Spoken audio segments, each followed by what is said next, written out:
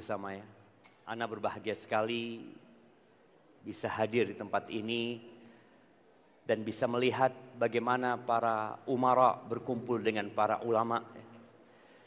Bagaimana tadi pejabat wali kota kita bisa kumpul bersama, ada buya-buya yang ada di sini, ada Buya Abdul Hamdi, dan kepada semua para asatidah dan hadirin ana ucapkan assalamualaikum warahmatullahi wabarakatuh.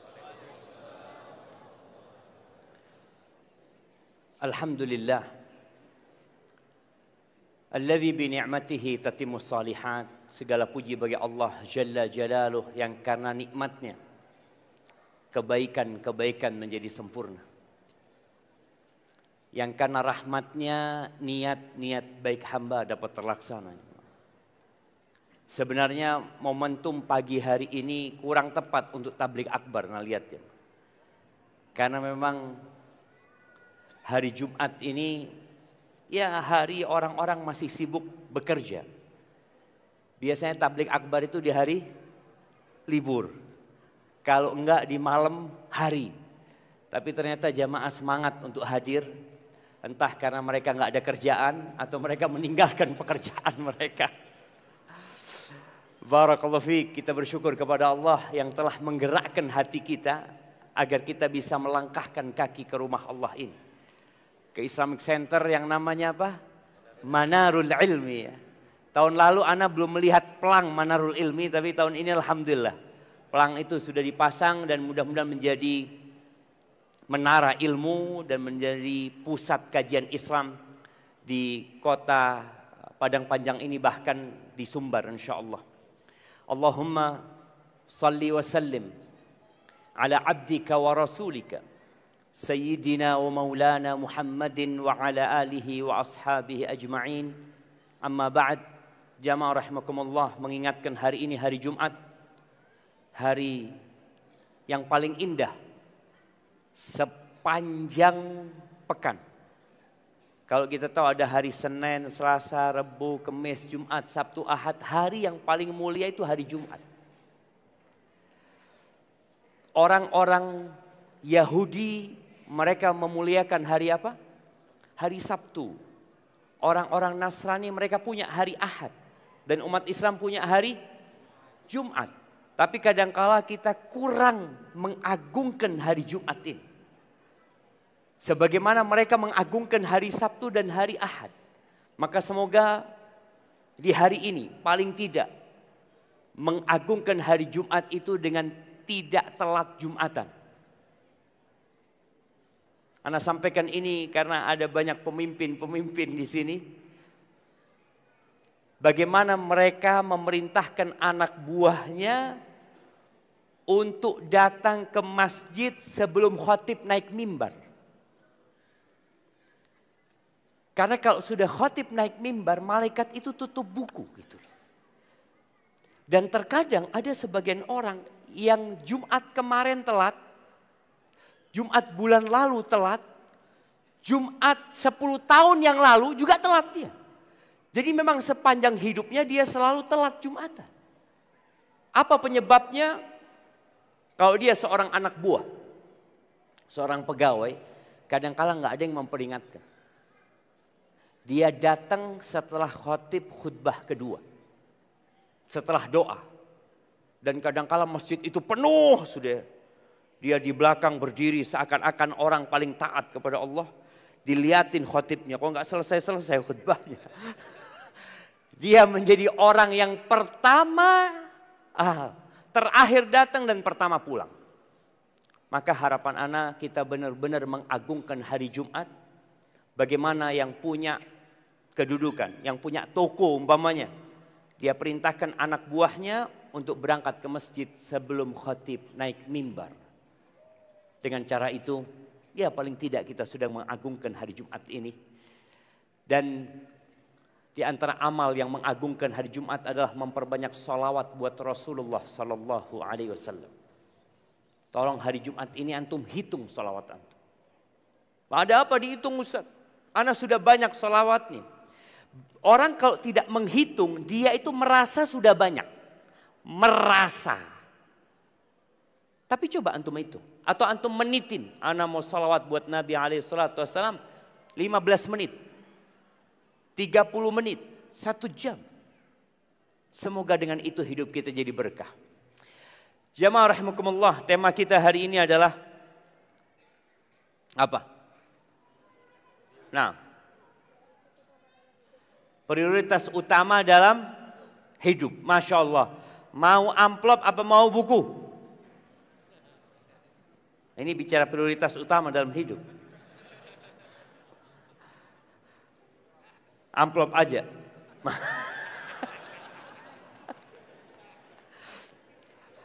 Iya.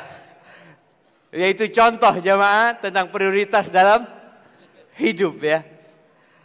Tapi bicara prioritas dalam hidup, hidup itu hanya sekali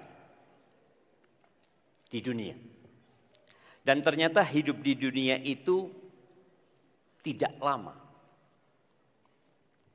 Ana mau kasih hadiah buat yang hidupnya paling lama sekarang. Siapa yang umur 100 tahun? Nggak ada. 90 tahun. Udah mati. 85 tahun. 85. Nah, berapa Bapak?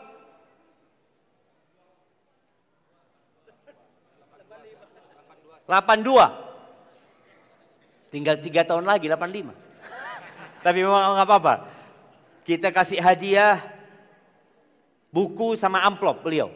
Karena cukup lama hidup beliau di dunia ini. Saya berikan kepada beliau. Ahibati fillah. Kita ini yang sudah berumur di atas 60 tahun, hendaklah mempersiapkan diri untuk meninggalkan dunia ini. Di negeri kita, ini mumpung banyak orang-orang pemerintahan, orang dipensiunkan itu umur berapa? Nah, ada yang 58. Nah, kenapa dipensiunkan? Kenapa diberhentikan orang ini? Sudah tidak pantas hidup lagi dia. Sudah tidak bisa memberikan manfaat. Sudah tidak produktif lagi. Dan itu pandangan manusia. Kayaknya sudah kurang kerjanya dia. Sudah tua dia. Banyak tidur, kecapean, sakit. Sudah lebih baik berhenti dia. Dan pensiun itu sebenarnya PHK terhormat. Dia itu di PHK terhormat. Dan beberapa kali Ana diundang untuk memberikan kajian khusus kepada orang-orang yang mau purna kerja. Karena orang itu sebelum pensiun biasanya 1 tahun sudah tidak bekerja.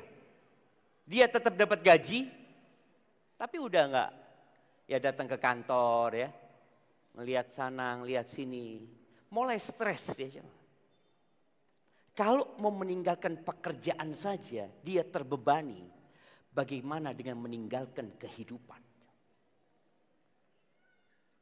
Rasulullah SAW mengatakan, "Aktsiru dzikra hadzimil ladzat." Kalian perbanyak mengingat bukan masa pensiun, tapi kalian banyak mengingat pemutus kelezatan, yaitu kematian. Maka bicara prioritas dalam kehidupan ini, ingatlah kita nggak lama. Sehingga kita tahu mana yang prioritas, mana yang bisa ditunda, mana yang harus ditinggalkan, mana yang seharusnya kita tidak pikirkan sama sekali. Nabi SAW mengatakan, "A'maru ummati baina 60 wa 70." Umur umatku itu antara 60 sampai 70. Wa aqalluhum man yajuzu dzalika. Dan sedikit yang lewat 60 atau lewat 70 itu sedikit sekali. Maka tadi ada bapak yang umur 82 tahun, ini langka jemaah. Benar-benar langka. Kawan-kawan dia sudah mati. Bahkan kadang-kala kerabat dia sudah nggak ada. Hanya dia yang tersisa. Allah Azza wa Jal di surat Thaha itu menceritakan tentang bagaimana orang-orang kafir ini meragukan adanya hari kebangkitan. Kenapa Anda bicara hari kebangkitan? Supaya kita tahu kehidupan di dunia ini hanya permulaan. Kita akan mati, akan meninggalkan semuanya, kemudian akan ada kehidupan yang kekal dan abadi. Banyak manusia itu memikirkan kehidupan yang hanya sebentar ini. Tadi dia berebut jabatan, baru saja negeri kita pesta pilkada umpamanya. Apa yang mereka perebutkan? Jabatan. Bahkan tadi Anda bertanya kepada Bapak Sony, bahwa saya dari 20 tempat pilkada, 11 yang masih sengketa. Masih sengketa. Artinya orang itu apa yang dicari sama mereka? Sudah kalah, oh tetap nanti kita perjuangkan, mungkin bisa menang di sana. Ya boleh jadi dia akan menang di sana. Tadi banyak orang dalam kehidupan ini yang fokus dengan kehidupan sebentar ini. Dia berpikir bagaimana menjadi wali kota, dia berpikir bagaimana menjadi gubernur. Mungkin dia berpikir bagaimana menjadi presiden, padahal kita tahu. Soekarno mati. Selesai. Dilanjutkan oleh Soeharto. Kemana beliau? Mati juga. Apa jabatan beliau sekarang? Apa jemaah? Hah? Iya, kalau ada yang mendoakan rahimahullah. Enggak semuanya mendoakan beliau. Beliau 32 tahun berkuasa jemaah. Sekarang beliau ada di perut bumi. Mungkin anak-anaknya sudah lupa. Mungkin tidak ada lagi yang ziarah ke kuburnya. Mungkin yang mendoakan juga habis. Biasanya orang itu mendoakan di awal-awal kematian. Allahumma gfir lahu warhamhu. Lanjut meninggal Soeharto digantikan oleh B.J. Habibie. Kemana B.J. Habibie? Sama. Selesai dia. Yang dulu kemana-mana dihormati, yang dulu diundang kemana, disambut dengan karpet merah. Orang-orang mengeluh-elukan beliau dengan pesawat yang dibikin oleh beliau. Selesai beliau. Mati. Dilanjutkan oleh siapa? Gus Dur. Kemana Gus Dur? Mati. Dilanjutkan oleh Ibu Mega. Kemana Ibu Mega? Nunggu mati. Sama jemaah. Apa yang ditunggu? Apa yang ditunggu? Mati. Baik, dilanjutkan oleh Bapak SBY. Kemana Bapak SBY? Ditinggal mati oleh istrinya. Dan beliau pun sedang menunggu kematian. Jabatan presiden habis sudah jemaah. Selesai. Baik, dilanjutkan oleh Bapak Jokowi. Beliau 10 tahun memerintah di negeri kita. Kemudian selesai. Nunggu apa beliau? Nunggu mati. Kemudian sekarang Bapak Presiden kita, semoga Allah melindungi beliau dan menjaga beliau. Memberikan taufik kepada beliau untuk menjalankan roda pemerintahan sesuai dengan yang meridhokan Allah Azza wa Jal. Beliau pun gak akan lama. Tahu dari mana Ustadz gak akan lama? Tahu dari Bapak Soeharto yang mati. Tahu dari presiden sebelumnya, semua sedang menunggu kematian. Maka kita tak perlu memahami bahwasanya kehidupan sekarang ini hanya permulaan untuk kehidupan yang kekal dan abadi. Ana sering ingatkan kepada banyak orang bahwasanya Nabi kita Muhammad alaihissalatu wasallam berapa tahun hidup di muka bumi? 63 tahun. Tapi Ana mau kasih hadiah. Beliau di perut bumi berapa tahun? Nah. Tafadhal. 1435. Tafadhal. Kok bisa jemaah? Iya, beliau meninggal alaihi salatu wassalam tahun 11 Hijriah. 11. Sekarang tahun 1446. Lebih lama mana beliau di muka bumi apa di perut bumi? Di perut bumi. Kalau bicara prioritas seharusnya engkau berpikir apa? Yang itu loh, yang aku akan lama di sana. Sebagian orang ketika tahu dia itu hanya akan berada di padang panjang ini 5 hari. Dia nggak akan beli rumah, jemaah. Buat apa Anda beli rumah di sini? Tapi kalau 2 bulan beli rumah, Padang Panjang, ada yang orang tinggal di Padang Panjang beli rumah. Berapa lama antum makan di sini? 2 bulan. Alhamdulillah Anda sudah beli rumah. Apa kata orang? Antum cuma 2 bulan beli rumah, kayaknya harus ke dokter antum. Kalau antum mau tinggal lama, baru beli rumah. Nah, sekarang kalau kita berpikir, di muka bumi cuma 70 tahun, di perut bumi 3000 tahun. Berarti beli rumah di mana kita? Ya di perut bumi itu kita beli rumah. Apalagi kalau ternyata di sana khalidina fiha abada. Kekal selama-lamanya. Tapi banyak orang meragukan terjadinya kiamat. Sehingga mereka sibuk bekerja, dan dia pikir itulah hakikat kehidupan. Itulah prioritas dalam kehidupan ini. Ada seorang apa ya sebutannya? Bajingan mungkin dia. Dia mengatakan, "Ana ini salah didik, Ustaz." Kok bisa, Bang? Dia sudah tobat waktu itu. Dia itu menjadi presiden sabung ayam se-Asia Tenggara. Bayangkan jemaah.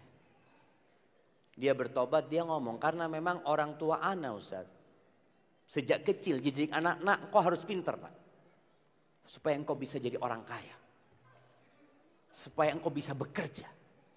Jadi seakan-akan prioritas hidup ini adalah bekerja untuk cari uang, untuk mendapatkan harta. Sehingga banyak anak-anak itu yang disekolahkan tujuannya apa? Fulus. Jarang orang tua mengatakan, "Nak, engkau belajar yang benar. Supaya engkau jadi hamba Allah yang taat, nak. Supaya kamu jadi anak yang soleh, yang bermanfaat buat dirimu sendiri di dunia dan di akhirat. Kemudian buat bangsa dan negara, buat agama." Enggak. Kenapa? Karena kadang-kala keimanan kita dengan hari akhir itu lemah. Allah menceritakan tentang orang-orang kafir ini di surat Thaha ayat 115 sampai 108. Wa yas'alunaka 'anil jibal. Mereka bertanya kepadamu tentang gunung. Kita ini berada di daerah yang dikelilingi gunung. Kalau rumah kena gempa hancur, kita lihat. Kejadian kemarin longsor yang terjadi, kita lihat. Ana kemarin melewatin jalur di mana bekas banjir bandang dan longsor itu. Ana melihat ada rumah-rumah yang hancur, tempat-tempat wisata yang sudah tidak ada sisanya. Tapi bagaimana dengan gunung itu sendiri? Faqul yansifuha rabbi nasfa. Katakan kepada mereka, Rabbku, Allah Azza wa Jalla akan menghancurkan gunung sehancur-hancur. Allah akan ledakkan gunung itu.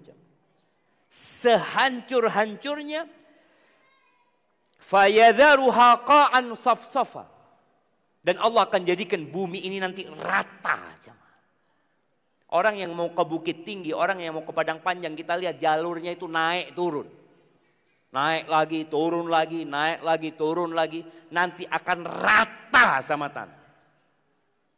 La tara fiha iwajan wala amta. Nggak ada yang berkelok-kelok lagi. Nggak ada yang naik turun. Bahkan tidak ada tanda di tempat ini ada Masjid Manarul Ilmi. Nggak ada. Masjid ini akan hancur. Oh, dulu Anda pernah ngaji di situ. Oh, dulu Anda pernah punya rumah. Nggak ada. Selesai jangan. Karena memang bumi ini diciptakan untuk dihancurkan oleh Allah Azza wa Jalla. Tapi kadang-kala kita sibuk membangun di tempat ini, lupa untuk membangun di tempat yang kekal dan abadi. Ahibati fillah. Sebelum bicara apa yang prioritas dalam kehidupan ini, hendaklah setiap orang itu membaca track record dia. Karena kadang-kala orang kalau sudah di atas umur 40 tahun itu jadi orang sukses. Dulu anak kerjanya susah, Ustaz. Dulu anak pegawai biasa, Ustaz. Dulu cerita lama. Iya. Ada satu cerita yang engkau perlu diingatkan. cerita ketika engkau di perut ibundamu. Engkau dulu apa? Apa? Allah mengatakan di surat Al-Insan. Surat Al-Insan ini dianjurkan dibaca kapan? Nggak jadi karena nah, hari Jumat waktu salat subuh. Nah, hal ata 'alal insani hinum minad dahr lam yakun syai'an madhkura. Apakah pernah datang kepada manusia ini? Kita sekarang jadi manusia. Ada satu fase yang dia itu disebut nggak bisa. Ana, sebelum tanggal, kalau Masehi ana lahir tanggal 15 Desember 77. Sebelum tanggal itu, ana nggak ada. Dan ana nggak bisa disebut. Nggak ada yang tahu sama ana. Kadang-kala orang ini lupa dengan fase itu. Fase ketika dia menjadi orok bayi yang tidak bisa berbuat apa-apa. Lebih kuat mana? Bayi manusia apa bayi kambing? Bayi kerbau, kita lihat. Lebih kuat mana jemaah? Kalau bicara kuat-kuatan. Kerbau, lahir bisa jalan. Antum lahir? Nggak bisa apa-apa. Duduk nggak bisa. Ngomong nggak bisa. Sekarang udah pinter ngomong, lupa dengan masa itu. Engkau akan kembali nggak bisa ngomong. Engkau akan kembali gak bisa berbuat apa-apa. Sebagaimana engkau dulu digendong, akan ada satu fase engkau digendong lagi. Digendong lagi. Di fase engkau tidak bisa mandi sendiri, engkau dimandikan, akan datang fase engkau dimandikan lagi. Ada fase dalam hidupmu engkau dulu gak bisa pakai baju. Gak bisa buka bajumu. Ada yang membukakan bajumu. Ada yang memandikanmu. Ada yang memakaikan bajumu, ada fase engkau kembali nggak bisa buka baju. Cuma kita lupa. Maka Allah ingatkan kita. Itu tiap Jumat dianjurkan untuk dibaca supaya manusia ingat engkau dulu nggak ada, engkau dulu nggak bisa apa-apa. Dan kemudian engkau akan kelak dibangkitkan oleh Allah Azza wa Jalla. Ahibati fillah. Terus kenapa kita ada? Apa tujuan Allah menciptakan kita? Tujuan menciptakan manusia berbeda dengan tujuan menciptakan bumi dan isinya. Sebelum manusia ada di sini, bumi sudah ada. Binatang-binatang ternak sudah Allah ciptakan. Padi sudah tumbuh. Begitu pula jagung. Hutan yang kita lihat itu sudah ada sebelum manusia turun ke muka bumi ini. Sebelum Nabi Adam diturunkan, bumi ini sudah ada, semua fasilitas sudah ada, dan Allah menciptakan bumi ini buat kita. Makanya kalau kita lihat manusia mengeksploitasi dunia ini terserah dia. Apa yang dieksploitasi di padang panjang oleh manusia? Ada emas di sini? Nggak ada. Coba dicarilah. Apa yang ada di sini? Batu kapur. Batu kapur. Itu sudah ada. Umurnya batu kapur itu sebelum manusia hadir di muka bumi ini. Baik, di beberapa tempat ada batu bara. Itu ada sebelum manusia turun ke muka bumi ini. Emas, perak, minyak bumi, ikan-ikan di lautan. Itu sudah ada sebelum manusia hadir di muka bumi. Lalu untuk apa Allah ciptakan? Untuk manusia. Kerbau yang kita lihat, nenek moyangnya itu sudah ada sebelum manusia ada. Jadi kalau bicara lebih tua mana kerbau sama manusia? Jamaah, seharusnya cium tangan kita sama kerbau. Engkau ada sebelum Nabi Adam ada. Iya. Allah Azza wa Jalla mengatakan di surat Al-Baqarah ayat 29, "Huwallazi khalaqa lakum ma fil ardi jami'an." Dialah Allah Jalla Jalla yang menciptakan untuk kalian, Untuk kalian ambil manfaatnya, untuk kalian eksploitasi, eksplorasi yang ada di muka bumi ini, semuanya buat kalian. Makanya dari ayat ini, para ulama menyimpulkan sebuah kaidah bahwa hukum asalnya segala sesuatu itu halal. Kecuali apabila ada dalil yang mengharamkannya. Apa dalilnya rendang itu halal? Ya mah. Antum kok tiap hari makan rendang di sini?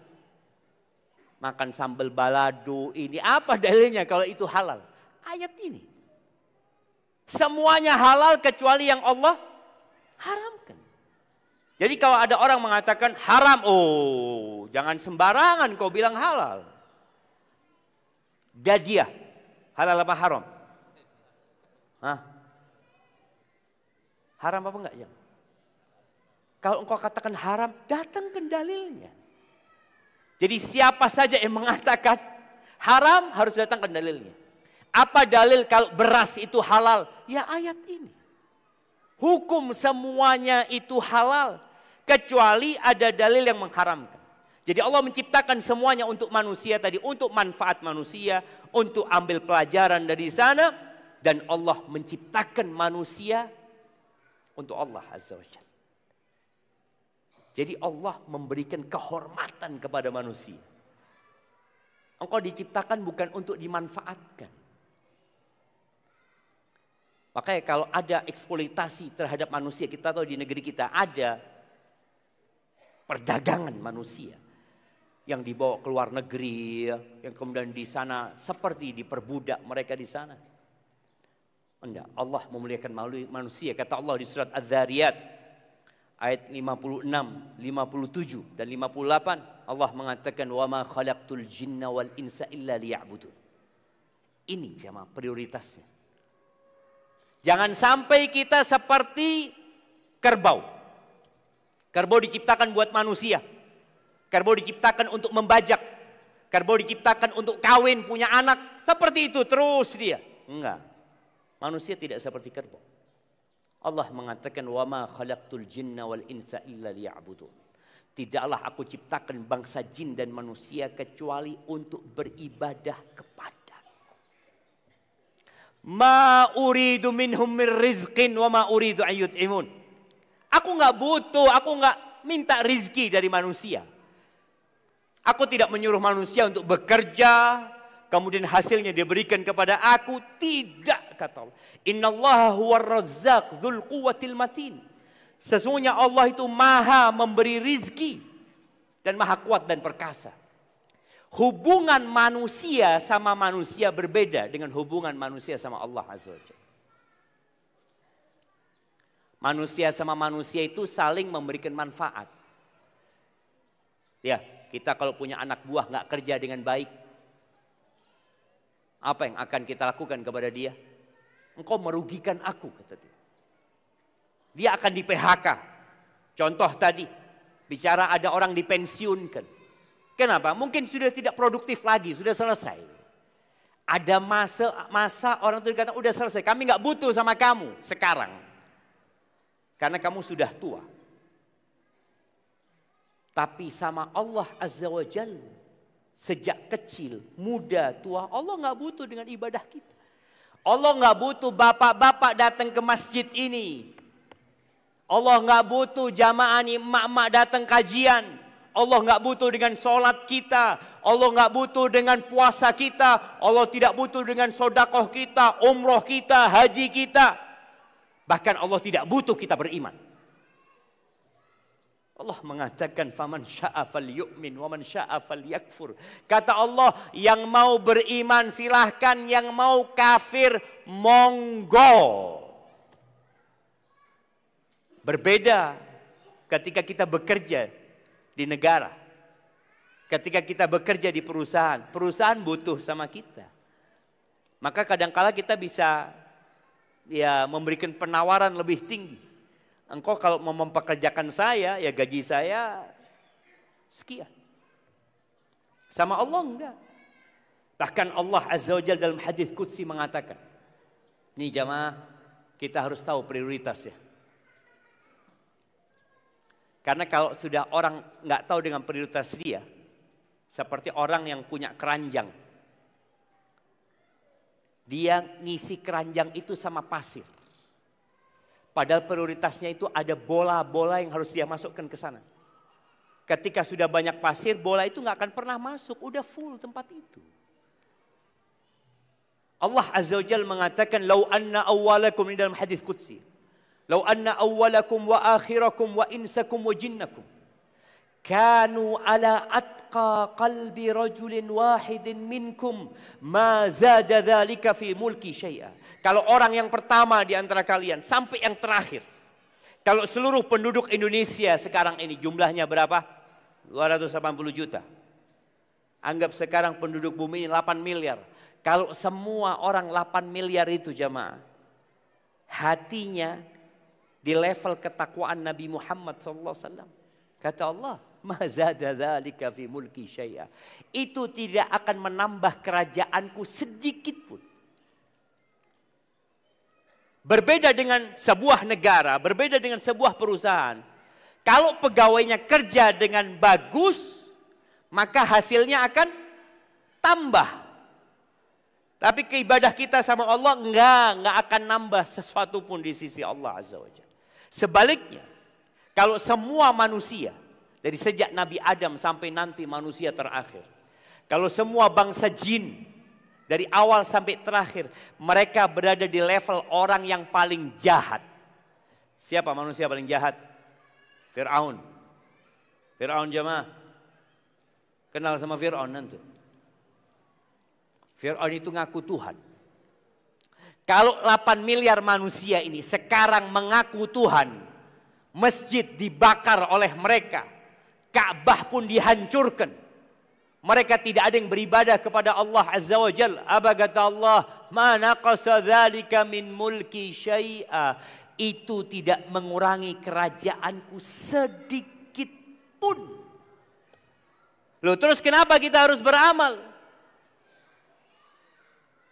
Innama hiya a'malukum uhsiha lakum. Itu amalan buat kalian.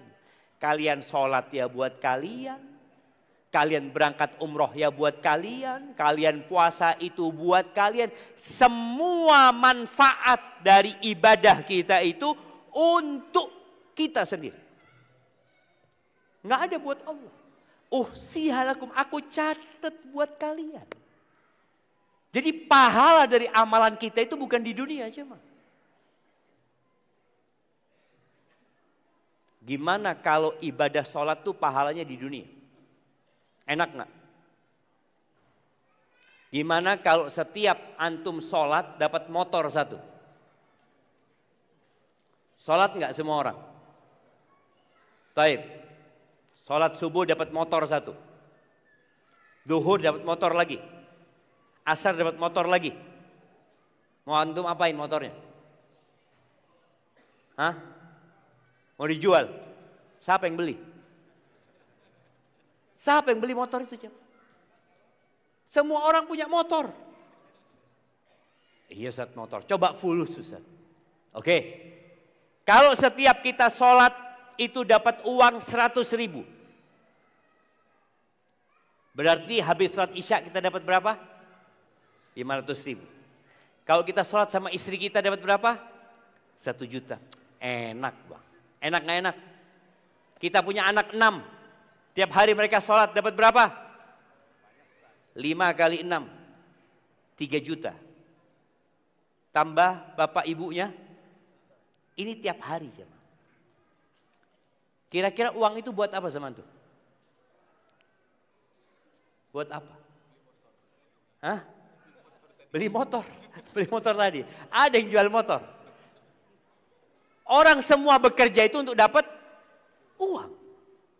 Semuanya jamaah. Tapi kalau ternyata ibadah dapat uang, dunia ini tutup jamaah. Tutup dunia. Antum dengan uang antum berangkat mau ngisi bensin. Ada SPBU yang buka? Datang. Ayo bensin kata dia. Enggak bang. Sudah enggak apa-apa. 1 liter 100.000. 100.000. Kalau cuma fulus sholat, Anda bang dapat fulus. Ada apa? Jaga SPBU. Ada apa? Orang menanam di sana. Orang menanam itu cari duit, cari uang. Makanya dalam kehidupan dunia ini Allah tidak berikan pahala di sini. Al-yaum amal bila hisab. Maka tadi kalau bicara prioritas kita beribadah, Ustaz, anak ibadah tapi nggak dapat apa-apa. Ya bukan di sini. Ketika semua pahala ibadah itu diberikan di dunia, tutup dunia ini. Orang nggak akan bekerja. Maka Allah tidak jadikan pahala itu di sini. Tapi pahala itu kelak di akhirat. Hadis Nabi SAW, rakaatul fajri khairun minad dunya wa ma fiha. 2 rakaat sebelum subuh itu lebih baik dari dunia dan isinya. Membaca Al-Quran di masjid, antum berangkat dari rumah, datang ke masjid, nunggu azan, nunggu qomat, antum baca 1 ayat. Itu kata Nabi SAW, khairun min naqah. Itu lebih baik dari seekor onta. Antum mau ontanya apa mau lebih baik dari onta? Kira-kira kalau antum baca Quran, baca 1 huruf, satu ayat. Alif lam mim. Datang onta. Masya Allah. Dzalikal kitabu la raiba fi hudal lil muttaqin. Lebih besar lagi ontanya, Masya Allah. Kira-kira mau ditaruh di mana ontanya sama antum? Antum bawa ke pasar. Anda bawa ke pasar, Ustaz. Fulus. Datang ke pasar. Semua orang bawa onta. Siapa yang mau? Tidak ada. Makanya pahala itu di akhirat. Jamaah. Nabi SAW mengatakan, la maudi'u sauti ahadikum fil jannah. Tempat cambuk kalian. Tempat cambuk itu 1 meter lah. Orang dulu naik kuda, ada cambuknya. Dan biasanya kalau masuk rumah, cambuk itu ditaruh di tembok itu. Itu loh, lokasi 1 meter di surga lebih baik dari dunia dan isinya. Tapi kan nanti Ustaz. Iya. Orang-orang itu sekarang tanggal berapa? Tanggal 10 ya, Masehinya. Itu pegawai digaji, Bapak. Tanggal 10 digaji. Enggak kan? Gajian tanggal berapa? Tanggal 1 kan? Tapi dia kerja tetap tanggal 10. Tanggal 11 masuk enggak dia? Masuk. Kemudian tanggal 12, 13, tanggal 20 masuk enggak dia? Padahal enggak digaji jemaah. Dia gajiannya bulanan. Tapi kenapa dia terus bekerja? Kenapa jam 7 dia berangkat, ngantor sampai sore? Karena dia yakin ada gajinya. Kapan? Nanti Ustadz, bukan sekarang. Jangan terburu-buru lah. Sahih. Begitu pula dengan urusan ibadah kita. Jamaah rahimakumullah. Orang yang tidak menjalankan tugas beribadah kepada Allah, itu seperti binatang. Suami istri, kawan dengan kawannya, bos sama anak buahnya. Ketika terjadi keributan, makian yang paling buruk itu apa? Buat dia. Dia akan sebutkan kebun binatang. Iya. Kalau kamu ini, itu, kamu itu, ini. Dia akan sebutkan binatang-binatang itu jemaah. Karena dia tahu binatang itu nggak berakal. Engkau ini punya akal. Gimana kok melakukan hal itu? Maka dia akan sebut nama binatang itu. Ternyata memang Allah menyebutkan. Di surat Al-Furqan ayat 44. Allah mengatakan, am tahsabu anna aktsarahum yasma'un aw yaqilun. Apakah kau mengira kebanyakan orang-orang itu mendengar, berakal?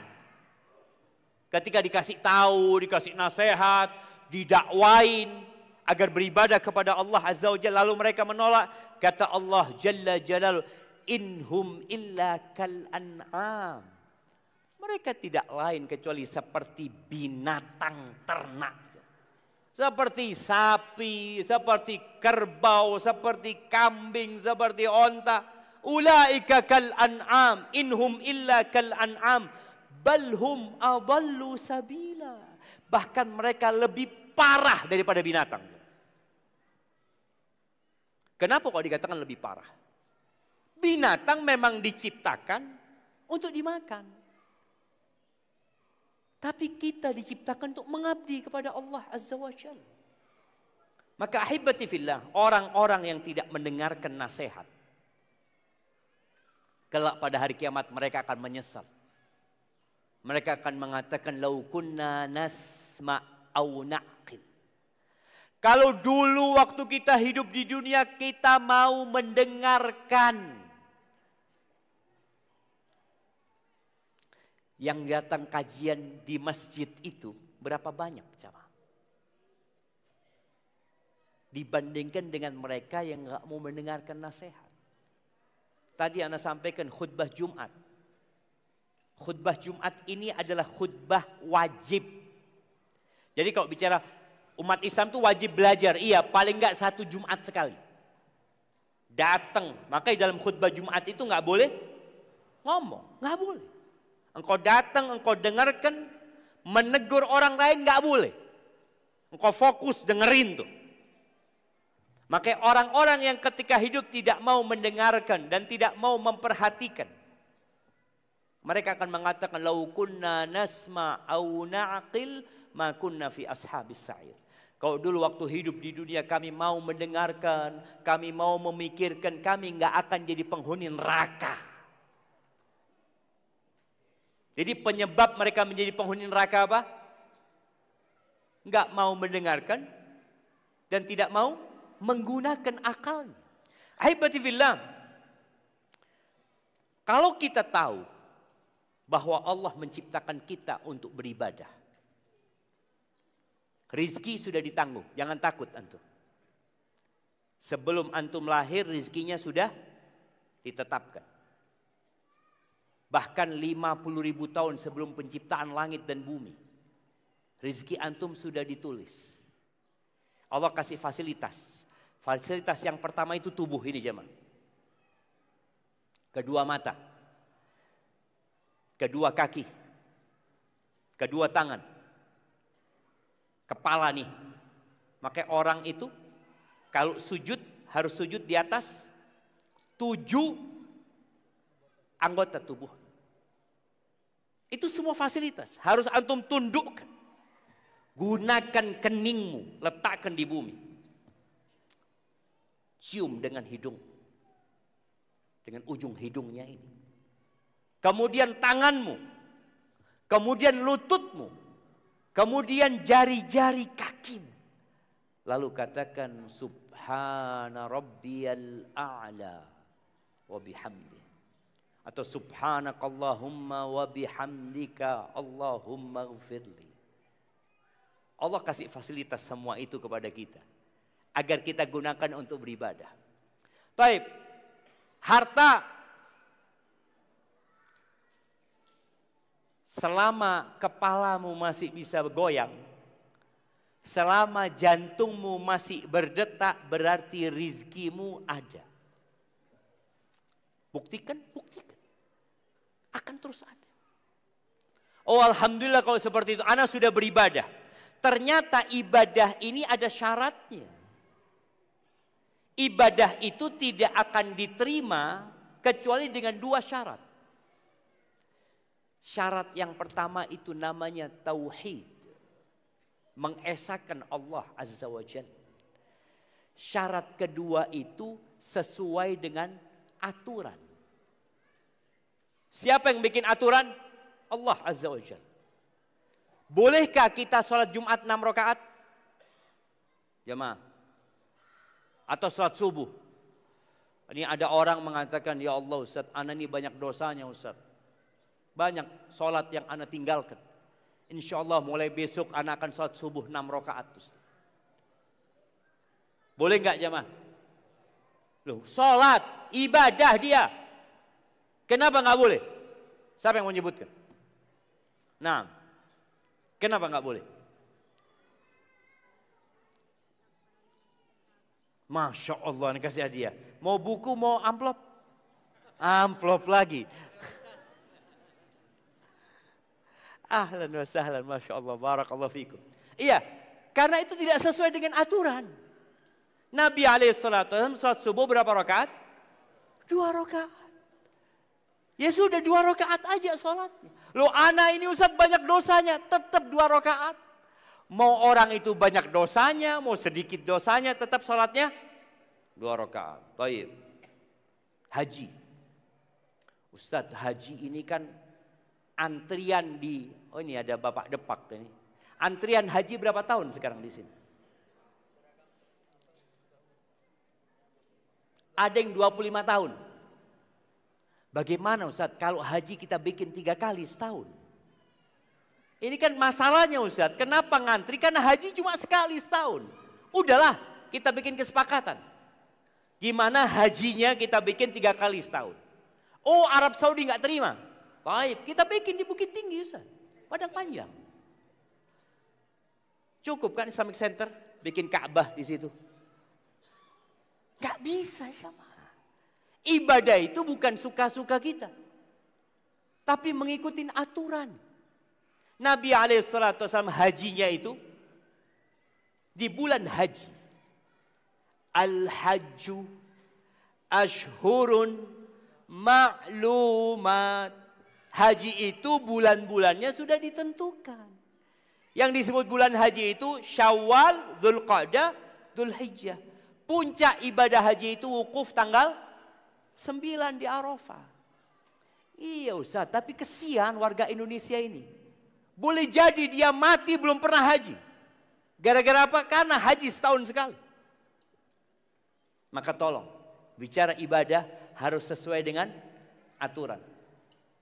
Apalagi yang mungkin bisa dicontohkan. Puasa. Sekarang ini karena banyak penyakit di dunia. Ada diet puasa. Puasa apa namanya? Yang 12 jam, 16 jam. Apa? Interfasting.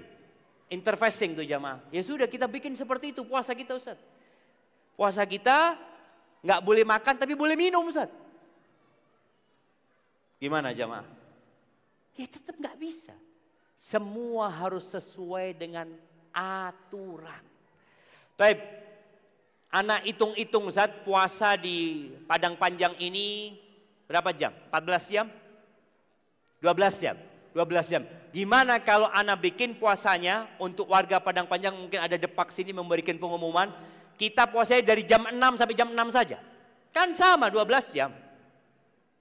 Atau kita tambahin sudah dari jam 6 sampai jam 7. Boleh enggak jemaah? Enggak boleh. Yang namanya puasa itu dari terbit fajar sampai tenggelam matahari. Ya sudah seperti itu. Itu bicara sesuai dengan aturan. Nabi SAW mengatakan man amila amalan laisa alaihi amruna fahuwa radd. Barang siapa yang beramal suatu amalan, amal soleh dia kerjakan, tapi tidak sesuai dengan aturan kami, maka ditolak. Walaupun itu sholat. Boleh sholat sunnah setelah sholat asar. Ana mau ba'diyah Ustaz. Apakah Allah akan mengadab dia karena dia sholat? Jemaah, sholat dia.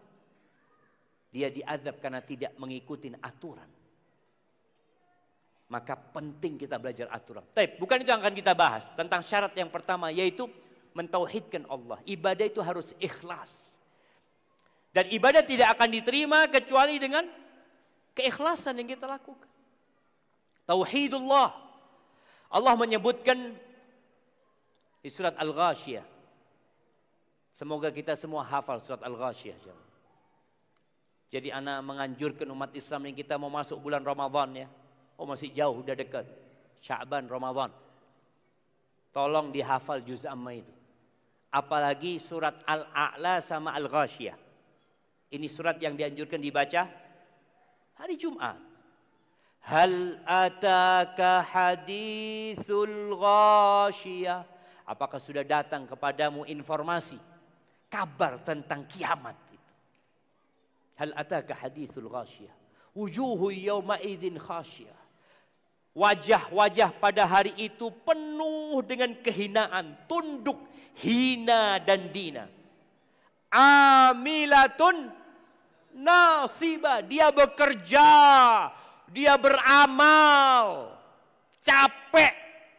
Tapi kemana? Tasla naron hamiyah. Dia masuk ke neraka yang panas. Pernah ada sebuah asar dari Umar bin Khattab radhiyallahu anhu. Umar itu melihat seorang biarawan yang sudah tua renta, yang jenggotnya sudah putih, yang dia sudah mengabdi di dalam biara bertahun-tahun, mungkin dia juga enggak kawin, hanya beribadah di tempat itu. Umar ketika melihat menangis. Dikatakan, ya Amirul Mu'minin, kenapa engkau nangis? Ini orang non-muslim, ini orang Nasrani. Kenapa engkau menangis melihat dia? Iya. Aku ingat dengan firman Allah Azza wa Jalla, amilatun nasibah tasla naron hamiyah. Orang itu bekerja, beribadah, capek, lelah, masuk neraka. Masuk neraka. Apa penyebabnya? Karena dia tidak mentauhidkan Allah Azza wa Jalla. Dia mengatakan Tuhan itu 3-1-3-3-1. Atau ada orang-orang Islam yang berangkat haji, berangkat umrah, tapi dia masih menyekutukan Allah Azza wa Jalla dengan sesuatu, Allah tidak akan terima. Maka ingat, kita yang sudah muslim, kita yang sudah berangkat haji, terus perlu kita bermuhasabah, kira-kira ibadah kita diterima atau tidak sama Allah Azza wa Jalla. Ahibati fillah, bila ibadah bercampur dengan syirik, Allah tidak akan ampuni. Allah tidak akan terima dan Allah tidak akan ampuni. Allah Azza wa Jalla mengatakan kepada Nabi alaihi salatu wassalam di surat Az-Zumar ayat 65. Allah mengatakan, walaqad uhiya ilaika wa ilal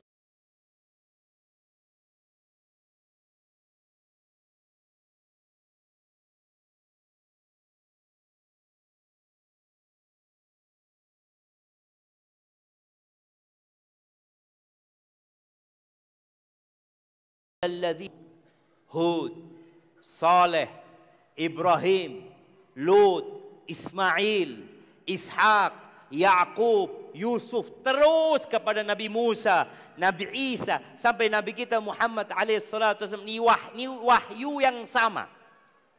Walaqad uhiya ilaika wa ilal ladzina min qablika. Apa isi wahyu itu?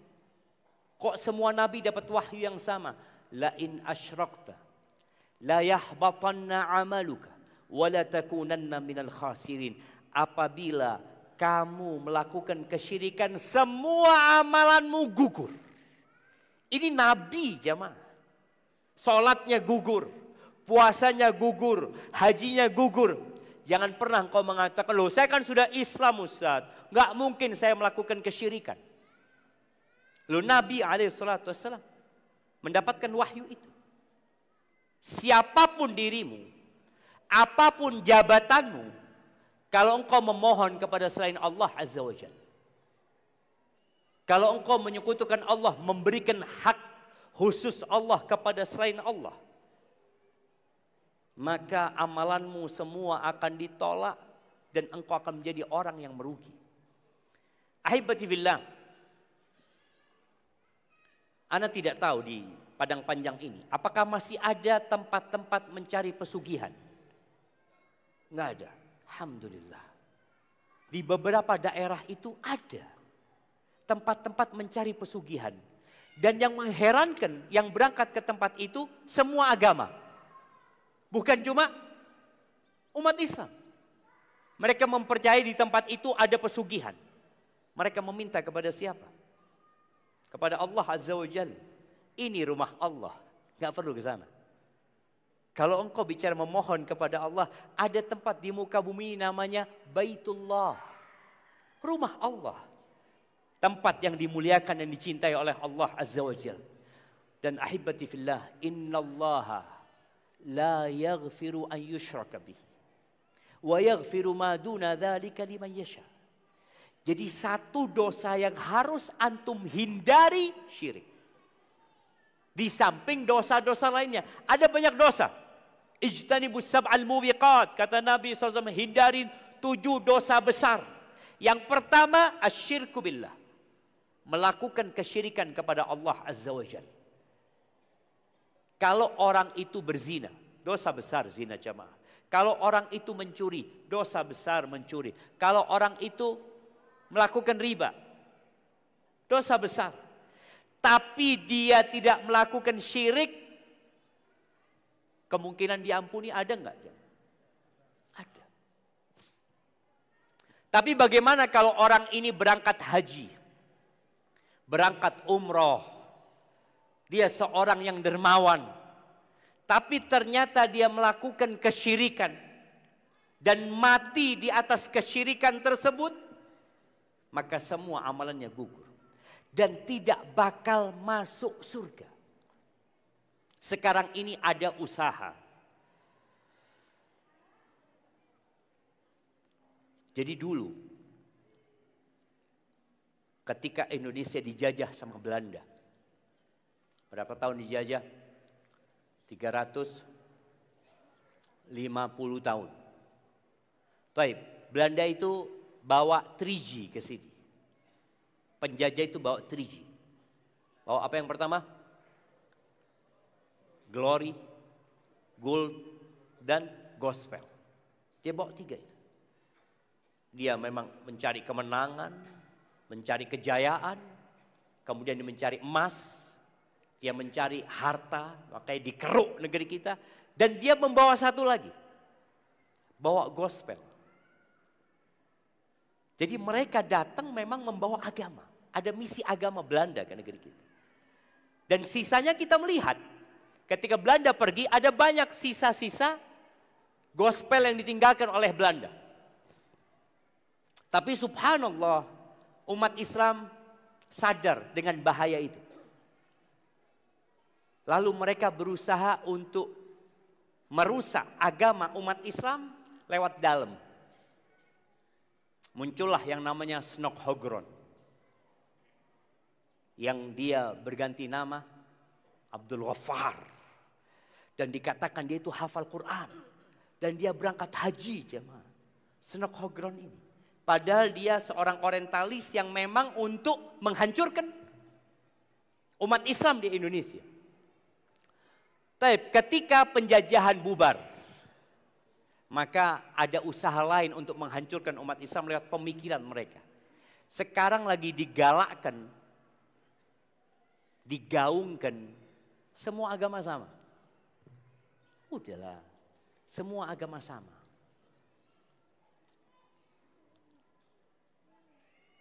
Dan kadang-kala disampaikan di khutbah Jumat oleh ya oknum lah yang menggaungkan, udah yang penting jadi orang baik.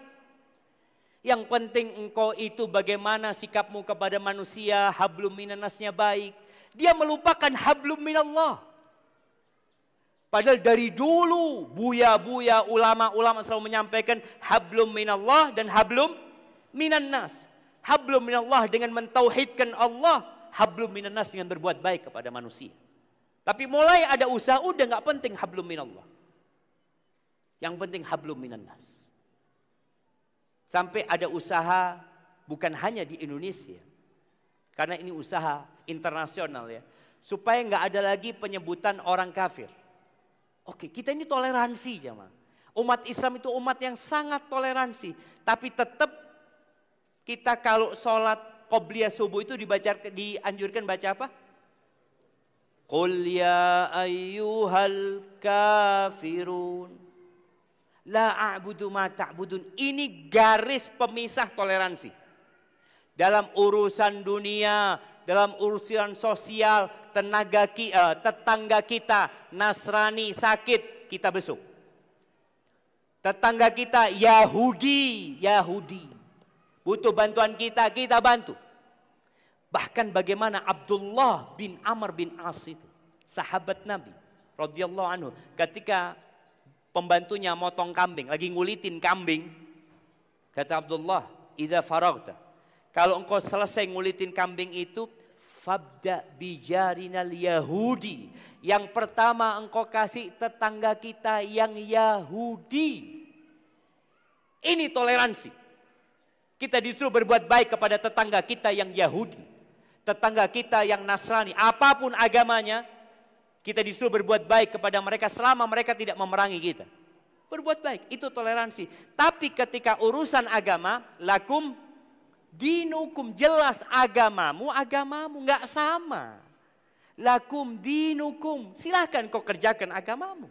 Waliyadin, dan agamaku. Gitu. Kita menghormati jamaah.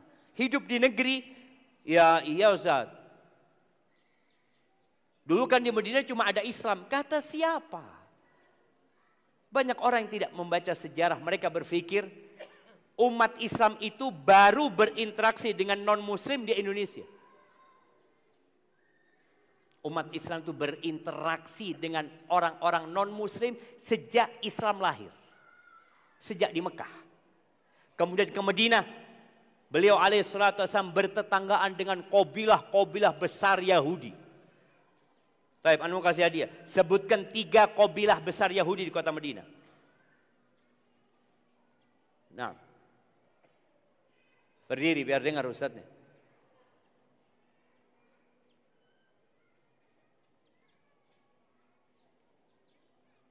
Tafadhal. Banu Qainuqa, Banu Quraidah. Satu lagi. Banu Nadir. Ahsanta. Mau fulus apa buku? Hah? Buku? Fulus. Fulus sama kita.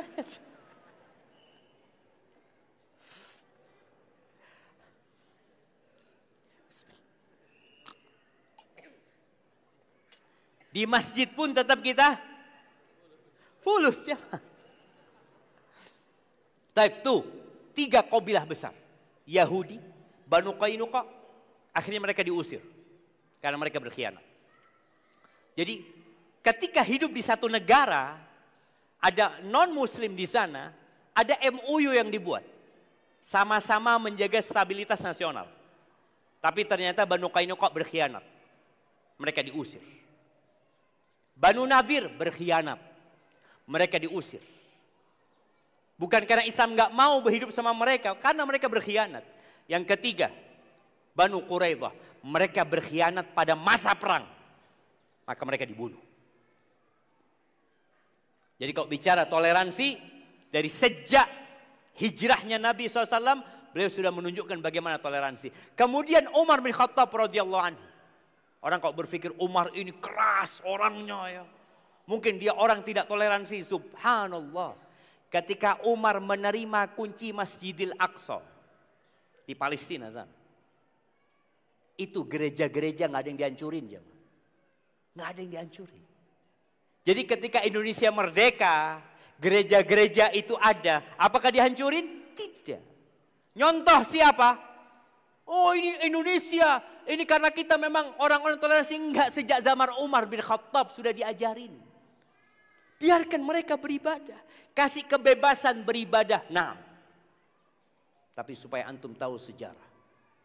Ketika musuh-musuh Islam berkuasa, tidak boleh ada satu muslim yang hidup. Buktinya, Andalusia, Spanyol. Umat Islam itu pernah ada di Spanyol 800 tahun kira-kira. 800 tahun.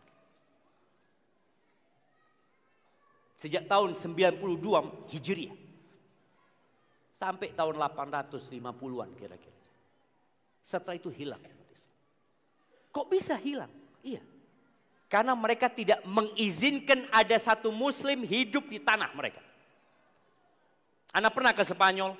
Ya sebagian orang yuk ke Spanyol melihat peradaban Islam di sana. Enggak ada. Ketika anak tanya, ada enggak muslim yang sejak zamannya Imam Ibnu Hazm Al-Andalusi? Imam Al-Qurtubi dengan tafsirnya Al-Qurtubi. Enggak ada. Habis. Apa disebut genosida? Enggak ada. Tapi ketika Islam berkuasa di Spanyol, orang Nasrani hidup bebas. Silahkan mereka. Enggak diwajibkan mereka keluar dari agama mereka. La ikraha fiddin. Enggak ada. Engkau mau hidup di negeri ini, ya ikut aturan. Silahkan. Tapi ingat, tidak kemudian dikatakan semua agama sama. Kalau semua agama sama, kenapa Nabi SAW diutus? Kenapa Nabi berdakwah? Kenapa Nabi ngutus Mu'ad bin Jabal ke Yaman, mendakwain ahlul kitab? Enggak, samaan. Dan Allah menurunkan surat Al-Bayyinah, surat penjelasan yang jelas. Allah mengatakan di sini, ini bicara agama, bicara urusan dunia. Ingat, lakum dinukum waliyadin. Kita toleransi, kita hidup bersosialisasi dengan mereka. Tapi bicara urusan agama, Allah mengatakan, innalladzina kafaru min ahlil kitabi wal musyrikina fi nari jahannam khalidina fiha ulaika hum syarrul bariyah. Kita nggak sembunyikan itu. Bicara urusan agama, sesungguhnya orang-orang kafir dari kalangan ahlul kitab, Yahudi dan Nasrani, dan dari kalangan orang-orang musyrik, apapun agamanya, mereka melakukan kesyirikan. Kata Allah, finari jahannam, mereka berada di neraka jahannam, khalidina fiha, kekal selama-lamanya di sana. Oh, itu kan kata umat Islam. Iya, ini akidah kami. Kami menghormati, silahkan engkau dengan kepercayaanmu, tapi kami punya akidah yang nggak bisa digoyahkan. Keputusan dari Allah, karena yang punya surga itu Allah. Allah mengatakan itu. Loh iyalah, kalian mengklaim kitab kalian benar. Betul. Sejak 1446 tahun yang lalu, Allah menurunkan ayat, Qul in kuntum fi raibin mimma nazzalna ala abdina. Kalau kalian ragu dengan Al-Quran yang Allah turun, kalian ragu, maka bikin satu surat. Satu surat saja. Dan sejak 1446 tahun yang lalu sampai hari ini, tantangan itu terbuka. Dan gak ada yang bisa mendatangkan satu surat. Maka di surat Al-Bayyinah Allah memberikan penjelasan. Bahwasanya mereka fi nari jahannam khalidina fiha, kekal selama-lamanya. Ulaika hum syarrul bariyah. Mereka manusia paling jahat, jemaah. Gimana tidak dikatakan jahat mereka? Allah itu esa, kata mereka, 3. Hanya Allah yang berhak disembah. Mereka sembah binatang-binatang, jemaah. Batu disembah. Gunung ciptaan Allah dikasih sesajen sama mereka. Lautan pun mereka sembah. Apa yang tidak mereka sembah? Padahal la ilaha illallah. Maka ingat, ibadah itu tidak dikatakan ibadah kecuali dengan adanya tauhid. Tauhid itu la ilaha illallah. Tiada Tuhan yang berhak disembah. Banyak Tuhan di muka bumi yang disembah. Baik itu ada yang menyembah nabi, ada yang menyembah malaikat, ada yang menyembah mentari, ada yang menyembah bulan, ada yang menyembah lautan, ada yang menyembah sapi, ada yang menyembah patung. La ilaha, nggak ada Tuhan yang benar illallah, kecuali Allah. Maka semoga kita bisa menjaga keislaman kita tanpa kita mendolimin orang-orang selain muslim. Tapi tetap kita katakan la ilaha illallah Muhammad Rasulullah. Kita katakan innad dina indallahil Islam, agama yang benar yang diterima di sisi Allah hanya Islam. Wa man yabtaghi ghairal islami dinan falan yuqbala min, barang siapa yang mencari agama selain Islam tidak akan diterima. Tidak akan diterima. Iya. Tapi di Indonesia, semua orang mau milih agama dikasih kebebasan. Itu hak sebagai warga, sebagai rakyat. Tapi dalam agama kita Allah nggak akan terima. Allah tidak akan terima. Wa huwa fil akhirati minal khasirin. Dan dia di akhirat termasuk orang-orang yang merugi. Ahibati fillah, terakhir sebelum masuk ke sesi tanya jawab. Jangan pernah merasa aman dari syirik. Nabi Ibrahim itu berdoa supaya diselamatkan dari kesyirikan. Siapa yang hafal doanya Nabi Ibrahim? Nah,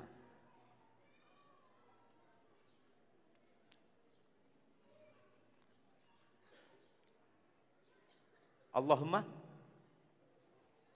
inni a'udzubika an usyrika. Oh, itu doanya Nabi Muhammad SAW. Doanya Nabi Ibrahim.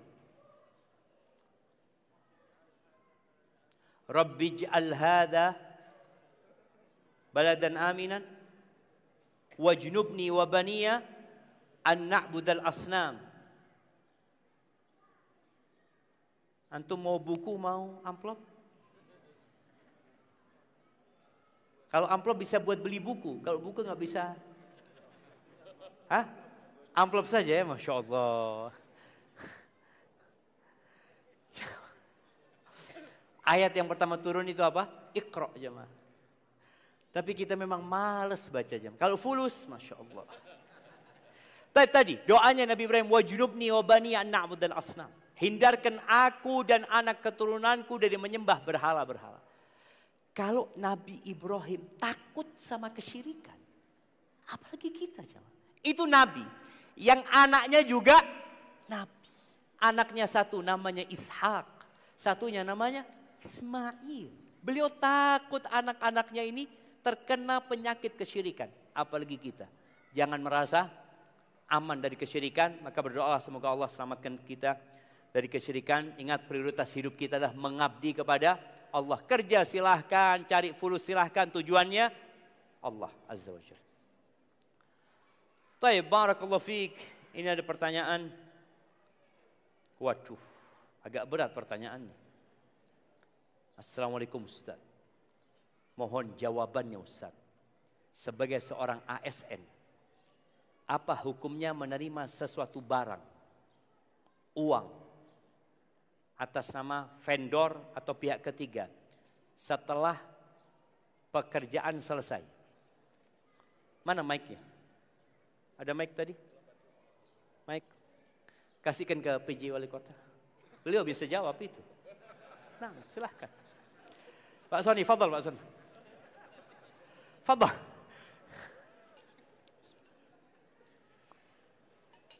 Ini urusan sama negara ini.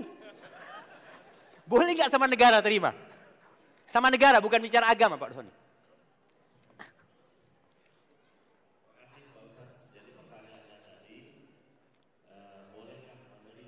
Iya.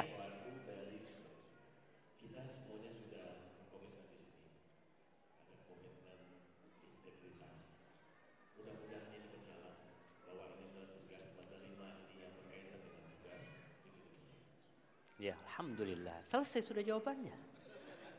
Nah, artinya nggak perlu tanya sama Ustadz. Ini perkara Nabi alaihissalatu mengatakan istafti qalbak. Engkau minta fatwa sama hatimu aja. Kira-kira kalau ketahuan sama atasan, bagus nggak? Ya enggak lah, nggak boleh. Secara hukum negara nggak boleh. Disebut apa? Gratifikasi. Jadi harus dikembalikan ke negara. Nanti kasihkan ke negara, ya fadol. Jadi pemasukannya negara. Jangan dibawa pulang. Loh Ustaz, ini kan dia ikhlas ngasihnya Ustaz. Ana udah tanya, ikhlas katanya. Antum sudah dapat gaji atas tugas itu. Berdasarkan itulah antum tidak boleh menerima perkara-perkara yang merupakan tugas antum. Kecuali setelah antum bekerja, antum kerja lagi, buka usaha atau apa, ya lain lagi, itu pemasukan lain. Tapi income yang antum dapatkan dari tugas harus kembali ke tempat antum bertugas. Tapi sayang Ustaz, antum kalau tolak dan antum kembalikan ke negara, Allah akan kasih berkah di rezeki antum. Allah akan kasih berkah. Antum kan akan berpikir nilainya ya Allah banyak ini. Ana pernah ketemu dengan seorang jenderal. Dia pada waktu itu Kapolda. Dia cerita, Ustaz Ana ini bingung Ustaz kata dia. Dengan sistem yang ada. Setiap hari Senin apel, Ana itu selalu memberikan motivasi kepada anak buah untuk menjadi orang yang amanah, ya tadi integritas ya. Ana sudah sampaikan, nanti Ana masuk kantor, Ustaz, ada amplop yang lewat lagi. Ya Allah, kata dia. Iya. Tapi kita tidak boleh biarkan ini, jamaah. Karena ini akan rusak sampai anak kita nantinya. Terus sistem itu ya harus ada yang memutus. Enggak lah, bismillah. Dan insya Allah ketika antum menolak itu, rezeki antum tidak akan berkurang. Tapi kalau antum melihat nominal, antum akan sayang. Tapi enggak. Antum kembalikan ke negara sebagai seorang rakyat yang ingin negara ini maju. Dan kalau nggak salah, Bapak Prabowo baru saja ya memberikan arahan yang benar-benar tegas untuk masalah ini jamaah. Dan semoga 5 tahun ke depan negeri kita dan selanjutnya menjadi lebih baik jamaah. Maka nggak perlu tanya sama Ustadz ini jamaah. Tanya sama Bapak PJ Wali Kota sudah dijawab tadi. Assalamualaikum warahmatullahi wabarakatuh. Ustaz, ana mau bertanya. Apa yang harus ana lakukan untuk menghilangkan kesedihan karena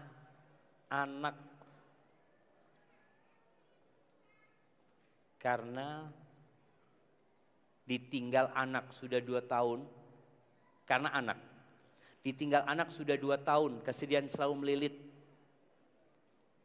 selalu melilit anak setiap waktu, ditinggal anak. Nah, barakallahu fik, yang pertama, antum baru kehilangan 1 anak. Nabi SAW ditinggal oleh Al-Qasim, ditinggal oleh Abdullah, ditinggal oleh Zainab, ditinggal oleh Ruqayyah, ditinggal oleh Ummu Kulthum, ditinggal oleh Ibrahim. Beliau juga mendapatkan cobaan yang lain yang banyak sekali. Maka bagaimana sikap kita ketika ditinggal anak? Sedih wajar, tapi jangan berkelanjutan. Karena kesedihan itu membuat orang tidak produktif. Sedih ketika ditinggal, waktu itu saja silahkan. Nabi SAW menangis ketika tinggal anaknya Ibrahim. Sampai Abdurrahman tanya, wa anta ya Rasulullah, engkau juga nangis ya Rasulullah. Engkau juga bersedih ya Rasulullah. Kata Nabi SAW, ya Abdurrahman innahu rahmah. Air mata menetes itu rahmat dari Allah. Soalnya kalau nggak keluar air mata itu, kadang-kala orang jadi depresi, tertekan. Enggak, biarkan air mata itu keluar. Innaha rahmah. Innal qalba la yahzan. Wa innal aina la tadma'. Wa la naqulu illa ma yurdi Rabbana. Abdurrahman, hati bersedih. Air mata menetes. Tapi kita tidak boleh mengucapkan kecuali yang diridhai Allah Azza wa Jalla. Dan kalau bicara kesedihan yang berkelanjutan ini membuat orang tidak produktif. Nabi SAW berlindung, Allahumma inni a'udzubika minal hammi wal hazan. Aku berlindung dari kekhawatiran dengan masa depan dan kesedihan dengan masa lalu. Karena tadi, orang kalau sudah sedih, ya dia cuma diam, ingat sama anaknya. Apakah ketika dia sedih, anaknya akan hidup kembali? Enggak akan.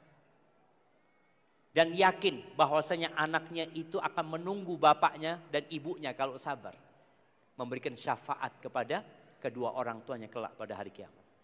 Dan bismillah, semoga Allah kasih anak yang lain buat dirinya. Bagaimana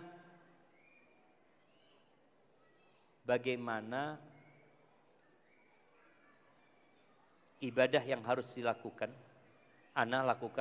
Yang harus ana lakukan agar anak bisa ngumpul di surganya Allah kelak. Tapi kalau anak itu anak yang belum baligh ya, maka insya Allah anak itu akan memberikan syafaat kepada orang tuanya. Antum kalau tanya apa amalannya? Sabar dan ridho. Sabar dan ridho. Tapi kalau anak itu sudah baligh, yang mana kalau anak itu sudah baligh maka amalannya sudah dicatat. Maka hendaklah didoakan supaya diampuni anak-anaknya. Dan orang tua berusaha untuk menjadi lebih baik. Semoga Allah kumpulkan bersama anak-anaknya. Allah mengatakan walladzina amanu wattaba'athum dzurriyyatuhum biimanin alhaqna bihim dzurriyyatahum. Dan orang-orang yang beriman diikuti oleh anak keturunan yang beriman, maka kata Allah kami akan kumpulkan mereka. Barakallahu fikum. Assalamualaikum Ustaz. Waalaikumsalam warahmatullahi wabarakatuh. Semoga Ustaz selalu sehat. Saya sudah berumur 65 tahun. Sedang suami umur 64 tahun. Saya sudah lama berumah tangga, kurang lebih 37 tahun. Saya sering mengingatkan suami saya untuk yang pertama sholat wajib di masjid. Tapi sering dia kesal. 2, saya juga sering mengingatkan suami saya untuk membaca Al-Quran. Tapi dia juga kesal. Suami saya tidak membaca Al-Quran sudah lebih dari 30 tahun. Walaupun ada membaca Al-Quran itu pun sejak dahulu semenjak anak masih kecil. Padahal saya dan suami saya akan berangkat haji tahun ini insya Allah. Bagaimana niatnya, bagaimana kiatnya untuk mengajak suami saya sholat di masjid dan untuk membaca Al-Quran setiap hari. Nah, jamaah, ini buat emak-emak ya. Emak-emak itu nggak dikasih tugas merubah suaminya. Tapi tugasnya menyampaikan saja. Sebagaimana para suami juga nggak bisa merubah istrinya. Siapa yang merubah? Allah Azza wa Jalla. Dan keinginan orang itu untuk berubah. Maka nasihat ana buat ibu-ibu ini, jangan terlalu sering memberikan nasihat. Kenapa? Karena terlalu sering memberikan nasihat itu akan membuat orang itu jenuh dan kesal. Gak ada gunanya.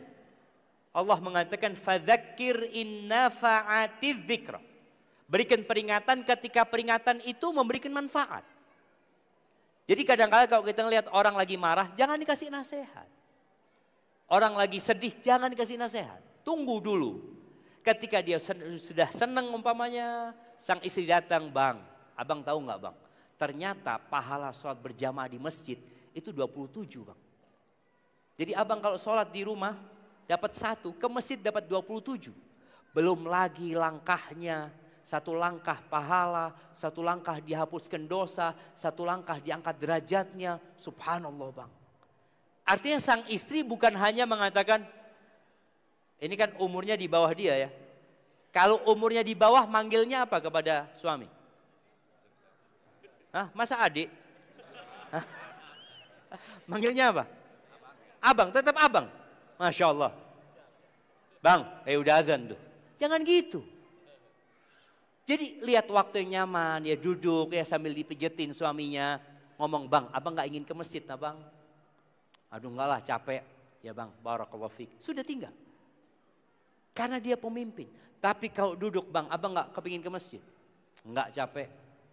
Na'udzubillah, udah berapa tahun abang gak ke masjid? Berantem jadinya. Maka tolong cari waktu yang tepat dengan bahasa yang lembut. Dan sekali lagi, bahasa atasan ke bawahan berbeda dengan bahasa bawahan ke atasan. Kalau mamanya atasan melihat anak buahnya gak sholat, masjid, siap dan berangkat ke masjid dia. Tapi kalau anak buah lihat atasannya ke masjid, Pak, masjid. Diskors dia aja mah. Maka subhanallah ya, bicara atasan ini, Ana pernah ingat isi kajian di Polres ya, di Polres salah satu kota di Jawa Tengah itu. Dia ngomong, alhamdulillah Ustaz, sekarang Ustaz, anak buah kami itu kalau waktu zuhur ke masjid Ustaz. Akhirnya yang lainnya ikut ke masjid. Kenapa? Karena atasannya ke masjid selesai, anak buah walaupun gak sholat jemaah, ngelihat atasannya ke masjid, sholat dia jemaah. Sampai ada satu orang yang mewajibkan anak buahnya sholat ke masjid dan jadi imam gantian sama dia. Kalau sholat duhur rebutan jadi imam. Sholat maghrib mundur semuanya. Karena kalau sholat duhur gak ada suara. Kalau sholat maghrib ketahuan ini bacaannya bagus atau tidak. Tapi tadi bagaimana seorang istri menegur suaminya, diajak baca Quran. Bang, ayolah bang, aku yang baca, abang yang bacain artinya umpamanya sebagai seorang istri ya. Paling gak 1 ayat bang. Minta kepada suami, bang baca 1 ayat aja. Ya, mana?